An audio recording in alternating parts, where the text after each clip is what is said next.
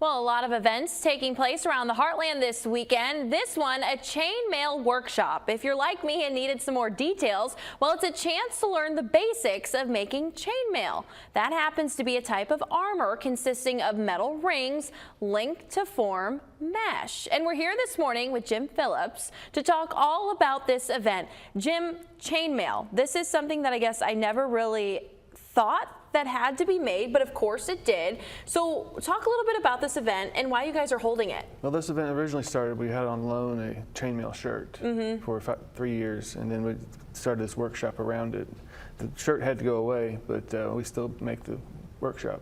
That's pretty cool. And so is this an event that you feel like a lot of people are interested in and learning how this works? Whenever we do this, we almost always are full. Oh, wow. So it fills up quick. People seem to have a good time with it. They can make jewelry, make just little decorative swatches, things to kind of de-stress themselves with. And so then for the event, are you finding that people are trying to learn more about the history of chainmail, or do you find that they're trying to find new ways to create different things out of chainmail? I think a little bit of both, but mostly to just to express themselves. Yeah, that is super neat. And so when does this all take place? It's obviously taking place tomorrow, but what are the times that it's taking place? It's 1 to 4 tomorrow, and if we have a waiting list, we might see about Sunday or the following weekend.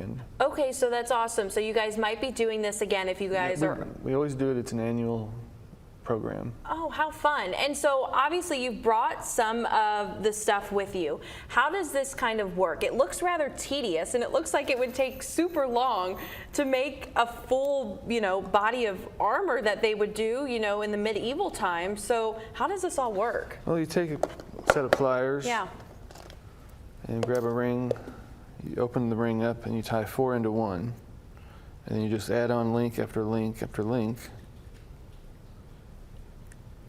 until you end up with a swatch.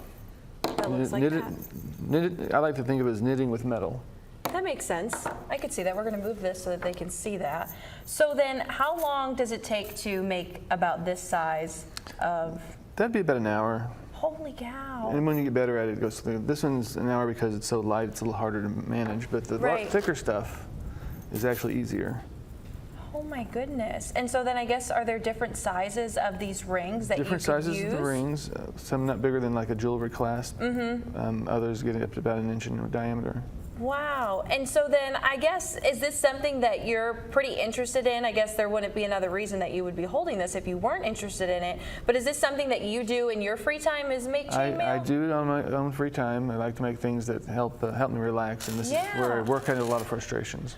I really never thought about that, being able to use your hands, and there's really not much thought to it. All you're doing is just connecting the rings together, and I could imagine that that's probably a pretty great stress reliever. It is, it very much is. And so then this is put on, who's hosting this? I know it's at the Chris Museum on the River Campus. Okay, and then so say people, I know that you guys host a lot of different events. Say people, obviously weren't able to sign up for this event tomorrow, but they want to come to other events. How can they go about doing that? Well, they can call the front desk or go online, email us get on the waiting list for the next time it comes around. And then you guys have other events aside from chainmail, correct? We do. Our educator does a lot of paint party. Oh, cool. Which works out real. It's always popular.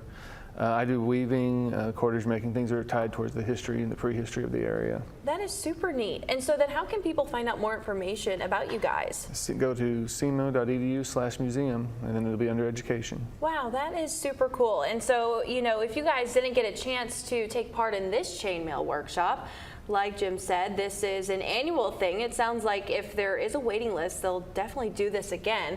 And this is super neat. Like I said, I had never really thought about this, never really heard of it until today. So super cool that you guys are educating people on the history of it, but also, creating it into something new for this day and age. I think that is super amazing. Well, Jim, thank you so much for joining us this morning. My pleasure. To talk about this event. It's super awesome. If you are looking for more events like that, definitely visit their website and check them out. We're going to go ahead and go to break. We'll be back here in just a bit.